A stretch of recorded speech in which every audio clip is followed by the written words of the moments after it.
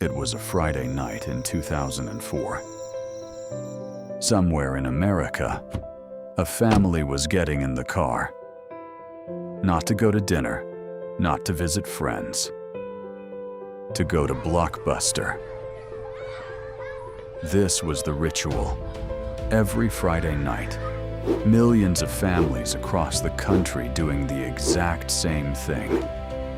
Walking through those doors, the smell of popcorn, the blue and yellow lights, rows and rows of movies.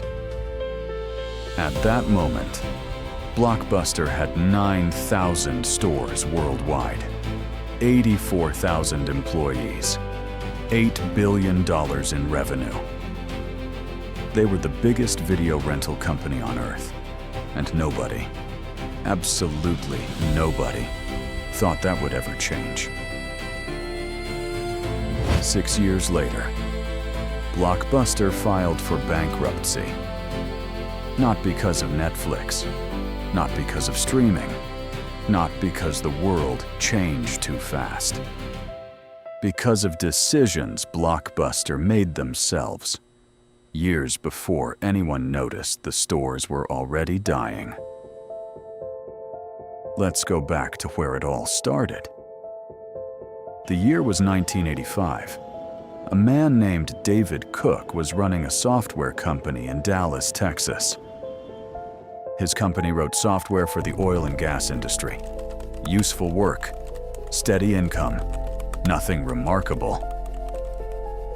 But Cook had noticed something. The video rental industry was booming, and it was a mess. Small mom-and-pop stores, limited inventory, no systems, no data. Cook thought he could fix that. He used his data management background to design something nobody had done before. A central warehouse system that could predict exactly which movies each store needed and ship them there automatically. The first Blockbuster opened in Dallas in October 1985.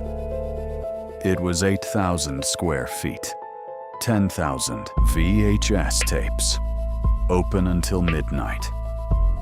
Nothing like it had ever existed. Within a year, there were 19 stores. Then something happened that changed everything. In 1987, a man named Wayne Huizenga came knocking. Huizenga was one of the most aggressive businessmen in America. He had already built 2 Fortune 500 companies from scratch. He had a reputation for taking good ideas and turning them into empires. He bought Blockbuster, and then he floored the accelerator. At its peak, Blockbuster was opening a new store every 17 hours. Not every week, not every day, every 17 hours. By the mid-1990s, Blockbuster was everywhere. Every town, every suburb, every strip mall in America. And for a while, it was magic. Friday night at Blockbuster wasn't just renting a movie. It was an event. Families debating which film to pick. Kids running to the candy section. The excitement of finding that one movie you'd been waiting for, finally back on the shelf.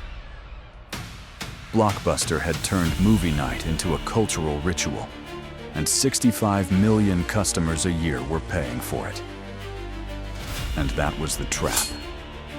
Because the ritual customers loved was being quietly poisoned by the one thing they hated most: the late fee. Return your movie one day late, and you pay the full rental price again. It sounds small. It wasn't. In the year 2000, Blockbuster collected $800 million in late fees alone. $800 million in 1 year, just from fees. That was 16% of their entire revenue. And customers knew it. They resented it. Every single time they paid a late fee, they thought about never coming back. But Blockbuster didn't care. The money was too good. The model was working. Why change anything? That mindset would cost them everything. In the year 2000, two men flew to Dallas, Texas. Their names were Reed Hastings and Mark Randolph. They ran a small DVD by mail service called Netflix. At the time, Netflix had about 300,000 subscribers. They were losing money. They weren't sure the business would survive. So they came to Blockbuster with an offer. $50 million. Buy us out. We'll run your online operation. You keep the stores. Blockbuster's CEO laughed. Not a polite laugh, a real laugh. The kind that says, "Why are you even in this room?" Netflix was a niche service. DVD in the mail. Who had time for that? Blockbuster had 9,000 stores. They had 65 million customers. They were everywhere. What they were laughing at was not a small company. It was the future. The meeting ended. Hastings and Randolph flew home, and Blockbuster went back to collecting late fees. But here's what most people don't know. The Netflix meeting wasn't Blockbuster's only chance to survive. 3 years earlier, in 1997, Warner Brothers had come to Blockbuster with a deal. The DVD was new. Warner Brothers wanted to rent out their DVDs through Blockbuster before they went on sale to the public. In exchange, a 40% cut of revenue. Blockbuster said no. They didn't want to share the revenue. They were too big to compromise. That decision opened the door for smaller, cheaper competitors, companies that would rent DVDs for $1 from a kiosk, outside a grocery store, no late fees. Redbox. By 2002, Blockbuster finally woke up. They hired a new CEO, John Antioco, and Antioco made a decision that was actually correct. He eliminated late fees. Finally, the thing customers had hated for 15 years, gone. He also launched Blockbuster Online, a direct competitor to Netflix. Same concept, DVDs by mail, no late fees. And it was working. Blockbuster Online was growing fast. Netflix's own internal documents showed they were scared. For one brief moment, Blockbuster had a real chance. A late chance, but a real one. Then Carl Icahn arrived.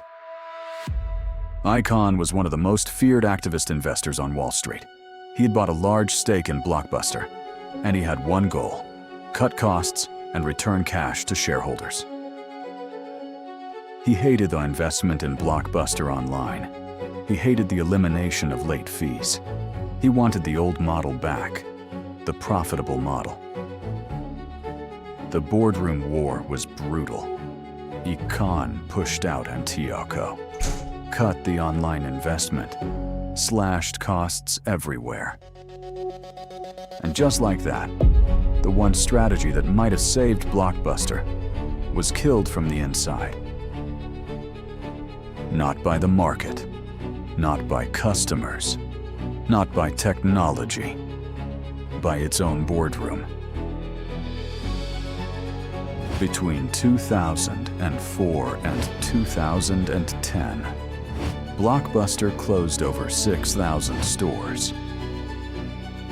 The late fee revenue that had once been $800 million had collapsed to 130 million. The customers they had spent 15 years frustrating had finally found somewhere else to go. In September 2010, Blockbuster filed for bankruptcy. 84,000 people lost their jobs.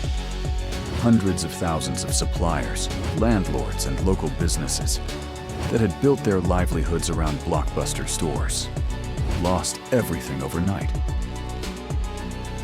The company that had once been worth $8 billion was sold for just $320 million to Dish Network, a company that had no idea what to do with it.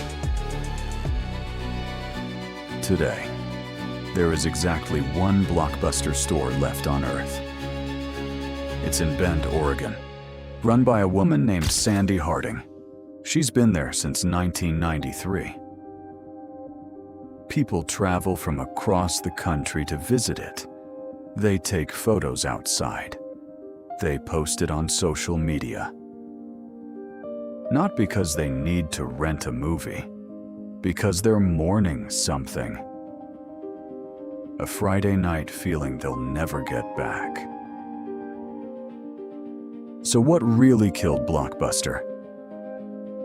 Not Netflix, not streaming, not technology.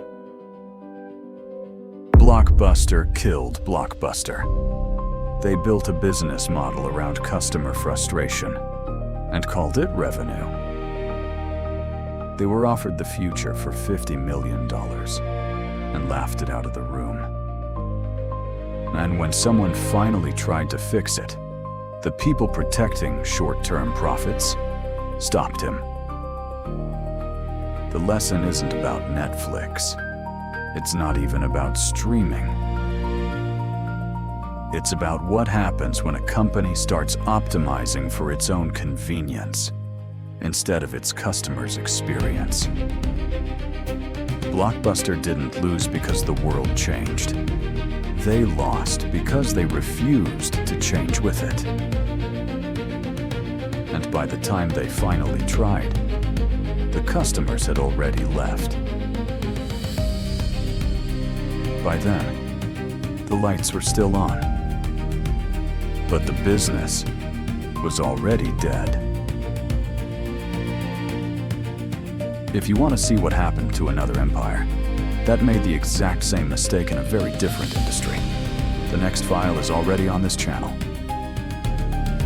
This has been the Magnate Files.